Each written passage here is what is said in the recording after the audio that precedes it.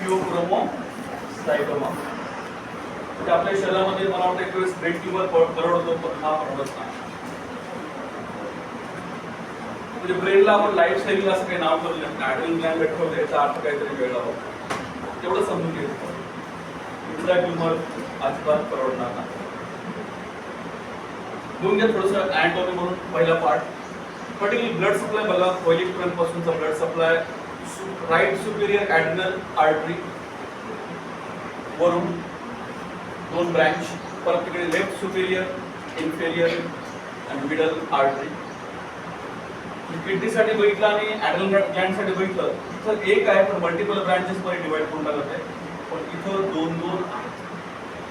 विशेष म्हणजे कॉर्टेक्ससाठी वेगळा आणि मेडुलासाठी वेगळा. तुम्ही आजपर्यंत नोटीस नाही केलं. त्यांचा लाईफ सेव्हिंग ग्लॅंड आहे. कशाला अभ्यास करायचा एवढा महत्वाचा असतो. एक हार्मोनच्या सेलसाठी वेगळा ब्लड सप्लाय. म्हणजे तेवढा ब्लड सप्लाय जरी कमी झाला तर एखादा हार्मोन कमी होईल. 5च्या 5 हार्मोन एकदाच कमी झाले असते तर मग तुम्ही झटक्यामध्ये लोक वर गेले असते. म्हणजे स्ट्रेस, कशाचा स्ट्रेस? सकाळी आला वाजता 4ला नाही उठलो, स्ट्रेस आहे, गेले वर, डायरेक्टच वर गेले. 5 हार्मोन डॅमेज. त्याला वेळेवर उठवून एडीएच तयार करण्यासाठी मदत करायचं नाही आम्हाला, त्याला डायबिटीस करायचं. स्ट्रेस घ्यायचा, एसिडिटी वाढवायचा. स्ट्रेस घ्यायचा, कॉर्टिसोलला वाढवायचा. तुमचे फीडबॅक दररोज चालू आहे. म्हणून आपण दररोज आपल्या मेन एनर्जी पासून आपण घेऊ. म्हणून क्रिएटिव्हिटी चालेल. ते मेन अशाच वेगळ्या तर थोडं माइंड मध्ये राहू द्या. थोड्या वेळाने सांगतो मी ते काय आहे.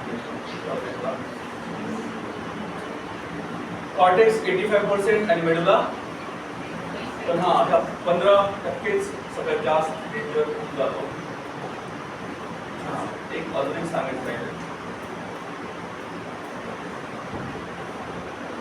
टेक्नॉलॉजिकली आता क्वेश्चन विचारला थोडा वेळ.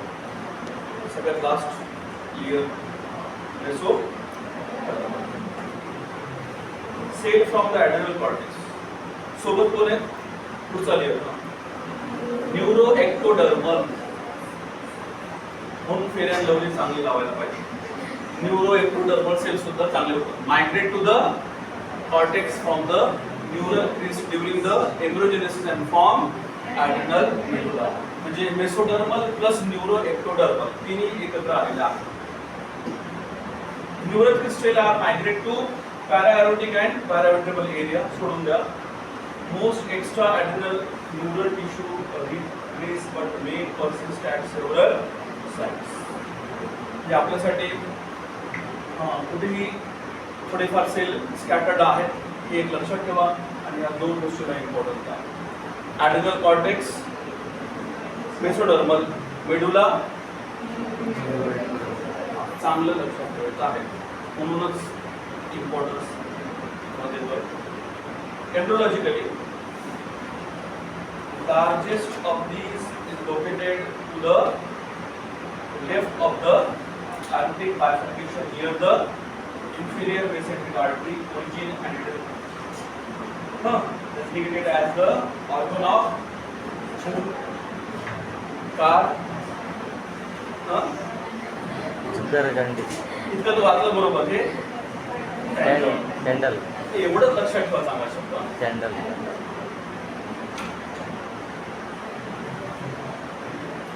शुक्लर्स राहू द्या. कॅन्डल लक्षात ठेवा. कारण की बऱ्याच जणांना माहित नाही की कोणत्या ग्लँडला असं म्हणतात. एमडीच्या एमसीक्यूला आहे ना असे 4 वेगवेगळे नाव आहेत. ऑर्गन ऑफ हे, ऑर्गन ऑफ ते, ऑर्गन ऑफ कामाला असं नाव आहे. आणि पुढे आपल्याच ऑर्गनची नाव आहे. असं कसं पुढून काढलं question? Long ago physiology Samuel मध्ये काही दिलेलं नाही. अशा गोष्टी ते कोणतं पुस्तक वापरायचं आम्हाला काही सांगितलं होत नाही. आम्हाला एमबीबीएस वाचायचं होतं, तेच पुस्तक वापरायचं होतं आम्हाला. हो ना.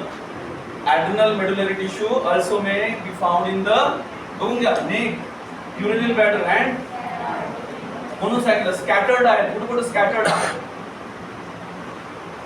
म्हणून इथल्या कॅन्सर मध्ये ना एक्टोपिक म्हणजे एक्टोपिक हार्मोन प्रोडक्शन बघायला मिळतं. पर्टिक्युलरली युरिनरी ब्लॅडरच्या कॅन्सरमध्ये पॅरायोटिक स्प्रेड झाला लिम्फॅटिक मधून तिथं सुद्धा कधी कधी काही कळत नाही काय काय फंक्शन कसे येतात ॲबनॉर्मल राहतं इतकंच का त्याला कॅन्सर आहे त्याला म्हणजे त्याला फिओक्रोमोसायटोमा किंवा ॲडिजन सारखे सिम्पटम काय येतात कॅन्सरमध्ये म्हणजे अशा काही गोष्टी आहेत तर आपल्याला माहितच नाही आपल्या बॉडीमध्ये कुठं काय काय चालू आहे ना आपण म्हणायचं सगळे वडापाव नाही खाला असं राहिले कॉर्टेक्स त्याच्या 3 लेअरची नावं माहिती सगळ्यांना रामलो लॅगो पटकन रिव्हिजन म्हणून Neuresa, aspirata, reticularius. Mineral corticoid, glucocorticoid. Same असंच लक्षात ठेवा कारण की अशीच लेअर आहे ते वरून खाली आणि सगळ्यात जपून कोणत्या हार्मोन ठेवलंय सेक्स हार्मोनला है ना जसं मी ब्लड फ्लो मध्ये सांगत असतो ठीक आहे तो फ्लो नीट बघा सगळं सुपरफिशियल कोणते सेल असतात मिडल झोन मध्ये कोण असतात आणि सगळं सेंटर मध्ये कोण असतो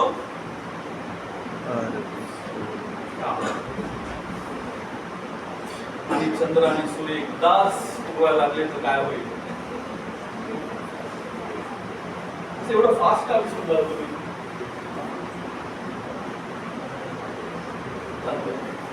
दाखलाय कोण असेल मध्ये सेंटर मध्ये चुकू दे ना चुकत लक्ष लागतील म्हणजे आरबीसी सगळ्या सेंटर मध्ये जे सेल म्हणजे सेलचा फ्लो असतो तो कोणाचा असतो आरबीसी कारण का कारण सांगा तुम्ही सांगा आम्ही एक उत्तर दिलेलं काय मी तुम्हाला हे पहिल्यापासून सांगत असतो बरं ही इतकी मोठी क्रिएटिव्हिटी आहे ना तुम्ही इंग्रजीत सुद्धा करू शकत नाही कधी कधी असं थिंकिंग मध्ये थोडं थोडं मेडिटेशन करायला लागलं म्हणजे हळूहळू सगळं काय नॉन न्यूक्लिएटेड सेल आहे त्याच्याकडे आपला प्राणवायू घेऊन जाण्याची पावर दिलेली आहे त्याला बिंदू दिलेला नाही त्याचा न्यूक्लियस काढून घेतला आपण त्याच्याजवळ न्यूक्लियस राहिला असता तर तो झपाट्याने चापायला म्हणजे ना सकाळी लवकर बेल वाजली गेले तुम्ही आरबीसी मध्ये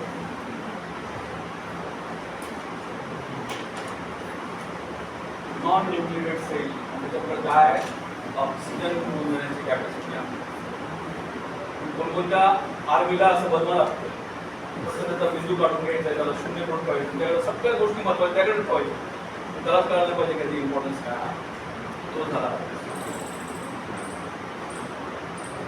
आपलं शेतून खूप काही आहे नुसतं ब्लड म्हणजे आम्हाला एकच part blood is a repetitive असं म्हणतात नाही modified repetitive what is modified मग तेव्हा कळायला लागतं ते मॉडिफाईड का तुम्हाला माहित नाही जे पाणी येत ना आपले एवढे सरोवर एवढी काही आउटपुट्स जे काही बघता तुम्ही ते ब्लडला मॅच केल्यानंतर चटर्जीनं पहिल्या पॅराग्राफमध्ये ब्लडला एवढं इमोशनल करून टाकलं लिहिता लिहिता त्याच वाटलं 5 फाडवून पण दाखवू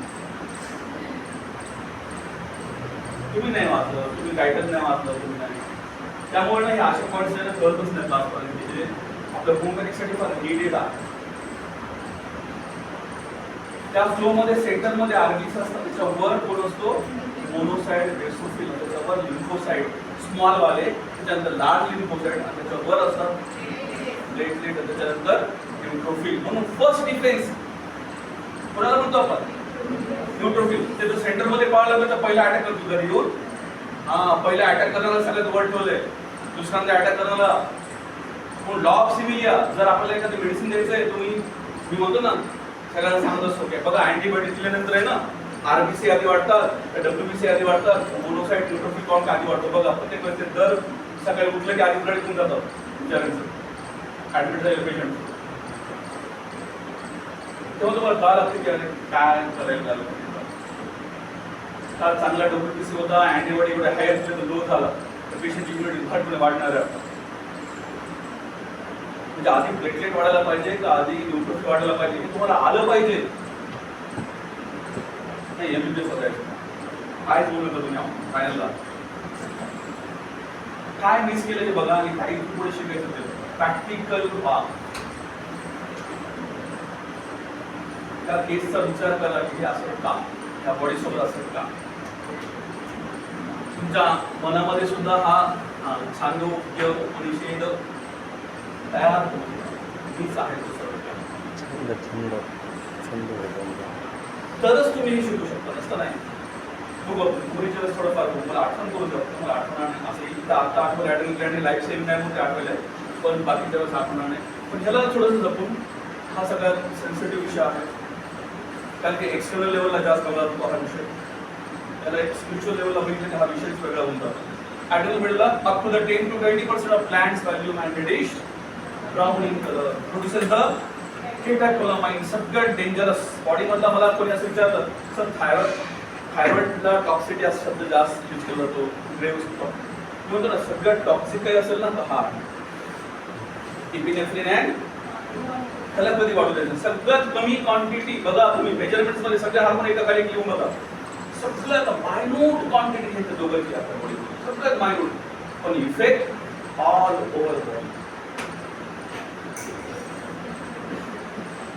म्हणजे दोघं जेव्हा मेडिटेशन मध्ये असं बसतात ना, ते हार्टला ब्रेनला बघत नसतील, ते ह्याला शोधत असतील कुठे कुठे सापडत नाही. ते सेल आर अरेंज्ड इन, किती मस्त लिहिलंय, cords and in shape.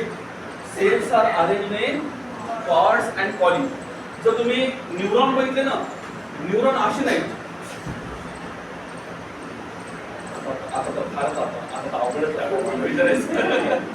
Nephron सुद्धा असे नाही. नेफ्रॉन सुद्धा कॉर्ड मध्ये नाही. म्हणून मग प्रत्येकाला शेप दिलाय ना, नीट बघा त्या शेपचा अर्थ बाहेर काढा तुम्ही. कॉर्ड म्हणजे काय माहितीये का? कशासाठी आपण कॉर्ड शब्द कशासाठी वापरतो बाहेर? नॉर्मल लोक CORD कॉर्ड, हिंदी में बोलो, हिंदी मराठी जो भी आहे मला समजायला पाहिजे. मला दुसरं काय हात नाही.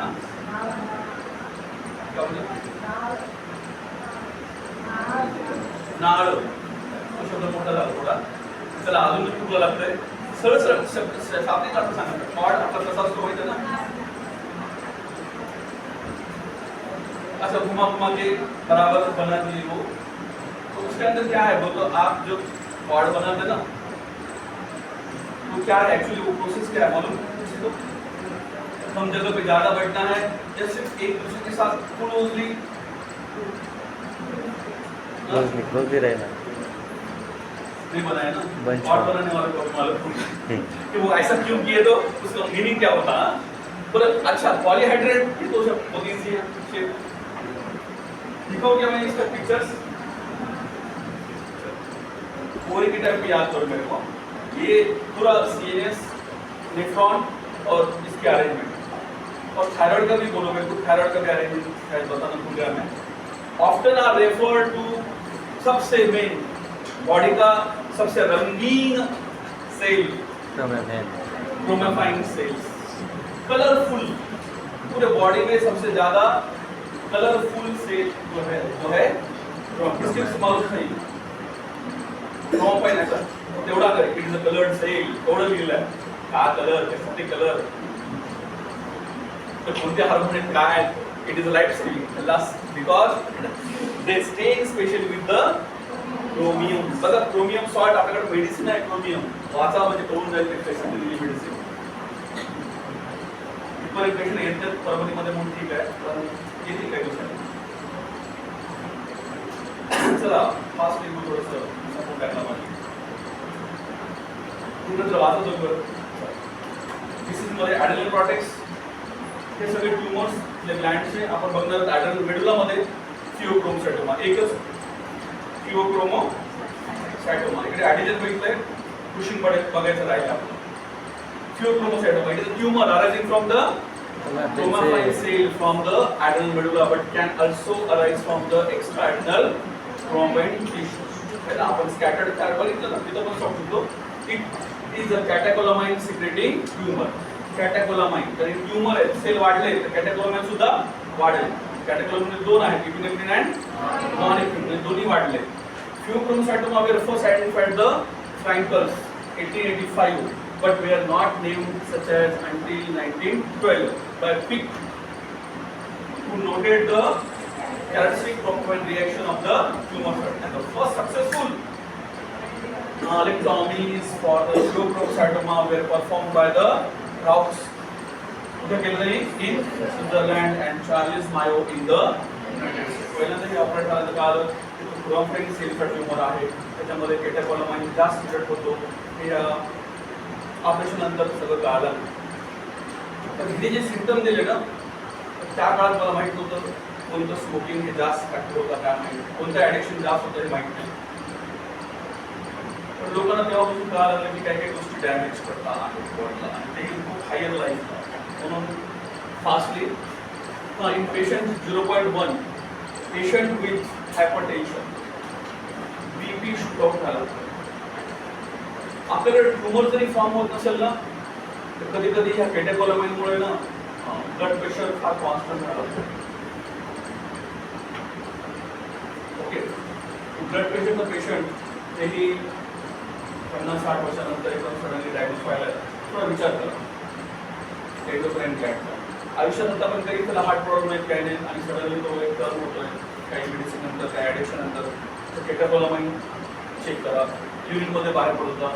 And overall prevalence of 0.05% in autopsy series. In total 4% of incidents are phenochromosarcoma. They can occur at any age with a peak incidence in the 4th and 5th year. आता सांगितलं 40-50 एज मध्ये बघायला पाहिजे. No gender एकदम correct आहे. Tumour हा 100%ली हे जे आहे ना पर्सेंटेज एका साईडला होते तर राईट किंवा लेफ्ट. 8% लोकांमध्ये बायलॅटरल सापडतो. 8% लोकांमध्ये हा मॅलिग्नंट होऊ शकतो. 10% लोकांमध्ये बेरेटिक केसेसमध्ये अर्ली एजमध्ये सापडू शकतो. एक्स्ट्रा ॲडनल सुद्धा सापडण्याचे चान्सेस आहेत 10%. फॅमिली राहू शकतात, मल्टिपल राहू शकतात. Non associated with the hypertension हा रिअर आहे पण राहू शकतात. 10% कॅल्सिफाईड होऊन जातात. त्यामुळं रिस्क जेनेटिक आहे. जीन्समध्ये NF1 लक्षात ठेवा, सध्या दुसरं काही लक्षात ठेवा. सिम्पटम्स मध्ये क्लासिक ट्रायड बघा, हे 3 ट्रायड एकत्र आले. Headache, palpitation and diaphoresis. Diaphoresis त्याची काल अर्धा झाला प्लस अर्धा राहिला. काय होतं डायफोरेसिस त्याच्याशी अर्धा पण झाला कंप्लीट करा म्हणजे बोलतोय. Common presentation is severe headache. त्याला मायग्रेन म्हणून ट्रीटमेंट केल्यानंतर म्हणून कळतं की काहीतरी ॲडनल ग्लँडचा पार्ट आहे. पर्स्पिरेशन पण कसं और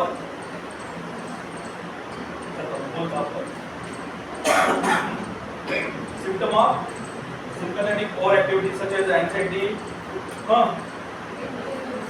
पैरास्थेशिया, फ्लशिंग झालं ना. तर थर्ड इयरला झालं सगळं. weakness, pallor, blurred vision, chest pain, shortness of breath, abdomen pain, nausea, vomiting and other are non-specific and may be episodic in nature. Symptoms can be elicited by the range of stimuli including exercise, micturition and inhibition. बघा तिन्ही खालचे part बघा ते तुम्हाला कळून जाईल. Range of stimuli including exercise, micturition and duplicate घेताना ना हे ह्याच्या रिलेटेड जेवढे काही प्रॉब्लेम येतात ना, म्हणजे एक्झाम्पल द्यायला नाही तर बऱ्याच जणांना सोरा आणि सिंथेटिक मधला पॉईंट सांगतो. म्हणजे तुम्ही लगेच मेडिसिन सांगू शकता, त्या क्लायंटचं रिलेशन पण लगेच मार्कमध्ये येऊ शकतं. एक सिम्पटम आहे खूप वेळेस तुम्हाला सांगतो मी, हेडेक अमोर्टेड बाय प्रोफ्यूज युरिनेशन. रिपीट सांगितलं तुम्हाला. तेव्हा आहे ना असं सिलिशियाचा हार्मोन डिस्टर्बन्स बघून घ्यायचा. कळत नाही ना ते, त्यामुळे सांगायला असं काय. Hypertension, headache, sweating, palpitation, pallor, weight loss, hyperglycaemia, nausea, psychological effect परत आला. नर्व्स तो कासला सपरेशन मध्ये. Most common clinical sign is hypertension. Pseudochromocytoma are one of the few curable cause of hypertension and are found in 0.1 to 0.2% of hypertensive patients. Hypertension related to this tumor may be proximal with intervening normotensin sustained with the proximal or sustained hypertension alone. As the abdominal mass, which is non smooth, does not move with respiration crossing the midline. Midline शब्द परत एकदा लक्षात ठेवा आतूनसाठी. मित्रांनो पहिला brown patch जरी ना युकोलिकलच्या वर जरी येत असेल लहान मुलांमध्ये वगैरे तरी समजून घ्यायचं काहीतरी हार्मोन डिस्टर्बन्स तुम्हाला काय काय इंडिकेशन आहे आधीच येऊन जातं. Cardiovascular complications such as the myocardial infarct, arrhythmia, sudden death may occur in patient with the undiagnosed tumor who undergo other surgical or biopsy. त्यामुळे प्युरोसाइटोमा बऱ्याच ऑपरेशनचे कॉम्प्लिकेशन मध्ये जाऊ शकतात पेशंट. प्रिसिपिटेड हायपरटेन्सिव्ह इन्सेफॅलोपॅथी, जास्त बीपी शूट आउट झालं त्या बीपीचे एक रोल आहे की बसून जातात ना तेव्हा त्यांची बीपी 120-80 पर्यंत जातं. एकदम स्टँडर्ड झालं त्यांची बीपी 190 पर्यंत शूट आउट होतं. अनप्रिडिक्टेबल हायपरटेन्शन असं नामनी शब्द दिलेला आहे. नाममध्ये वापर करून देतो मला आर्थोस्टॅटिक हायपरटेन्शन किंवा मणिपालच्या पुस्तकात वाचायचं मिस केलं पॅनिक अटॅक येऊ शकतात. सोबत हायपरथायरॉइडिझम राहू शकते. मी तुम्हाला सांगितलंय suppression, anxiety, cardiac condition and carcinoma. पण एवढं आहे की हार्मोन आणि हर्ट हार्मोन नंतर हार्मोनवाल्यांच्या देखील हार्टमुळेच होतो. इन्व्हेस्टिगेशन मध्ये VMA हा फॅक्टर लक्षात ठेवा.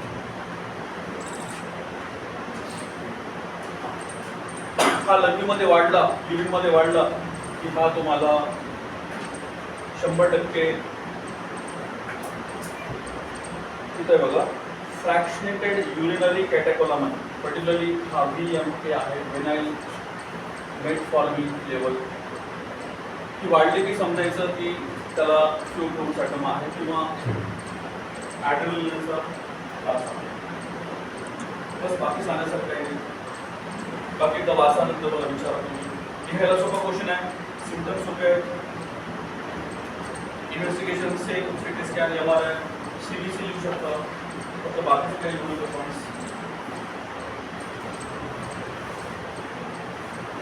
ट्रीटमेंट काहीच केसेस नाही.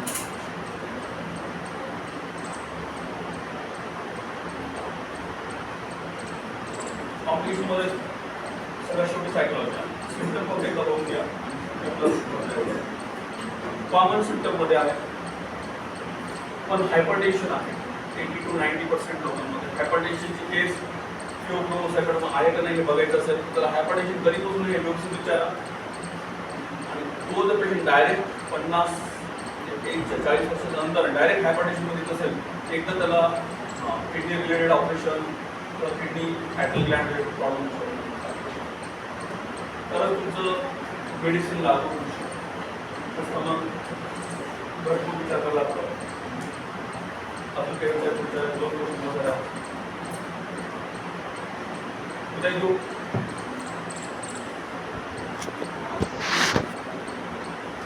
तो वाचून घ्या ॲटल ग्लँड चांगला. त्याच्याबद्दल तुम्हाला इमोशन्समध्ये थोड्या गोष्टींसोबत सांगून देतो. कोणत्या रुब्रिकवर फोकस करायचं आहे, पेशंटमध्ये ते काय नेमकं शोधायचं. इम्पेशन्स सांगितलं मी त्यापेक्षामध्ये इम्पेशन कसा शोधायचा तर तसा बोर्डममध्ये बोर्डमचे 4-5 तुम्हाला एलिव्हेशन करून दिले की लॉस ऑफ इंटरेस्ट कशामध्ये कशा प्रकारे काय झालं सगळं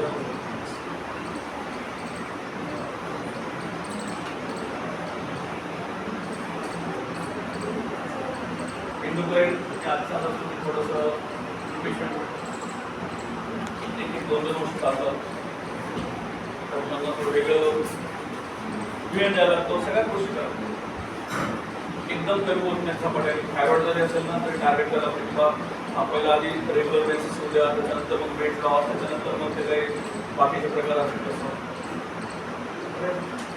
सेम केस त्याच्यामध्ये पण आहे. ACTH जरी कमी असेल किंवा वाढवान असेल तर पहिले जे मेजर प्रॉब्लेम आहे तिथून ते सुरुवात होतात आणि टप्प्याटप्प्याने घेऊन जातात. तर प्रत्येक लेवलला आल्यानंतर एखादी मेडिसिन चेंज किंवा ॲड. पहिल्या फेजपासून कॉन्स्टंट कमी मेडिसिन आहेत अशा पहिल्या फेजपासून एकत्र जातात. त्यामध्ये सगळ्यात बेस्ट ग्रुप आहे अमोनियम है ना. मॅक्झिमम हार्मोनसाठी म्हणजे ॲड्रिनल ग्लँडच्या हार्मोनसाठी सगळ्यात बेस्ट. नंतर उद्या वाचतो आपण. उद्या थेरपॅटिक सेंटरला सांगतो मी तुम्हाला काय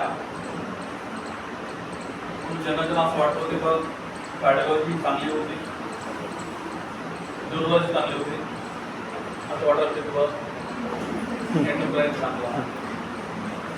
आमचं मन आहे ते विसरायला लावते.